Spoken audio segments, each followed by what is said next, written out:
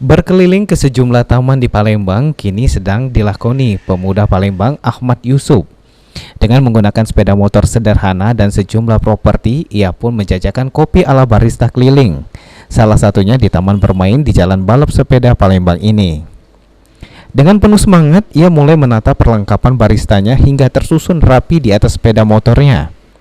Para pecinta kopi pun silih berganti mendatanginya. Ia pun menggunakan sejumlah kopi seperti kopi Arabica dan Robusta. Namun yang paling diburu pecinta kopi adalah es kopi gula aren yang dibanderol Rp15.000 per cupsnya. Pengalamannya sebagai barista di sebuah kafe diaplikasikan saat menyuguhkan secangkir kopi.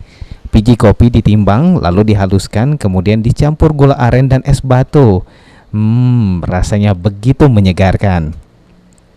Menurut Ahmad Yusuf, sedikitnya pun ia tidak merasa malu harus berkeliling menjajakan kopi. Karena pekerjaan ini dilakukan sepenuh hati dan dengan niat mencari pendapatan membantu ekonomi keluarga.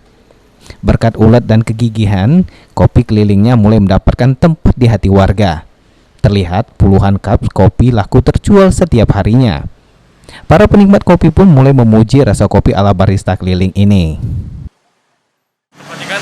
Jadi sekitar hampir 1 bulan lah kita sudah menjajakan kopi ini di sini kayak gitu.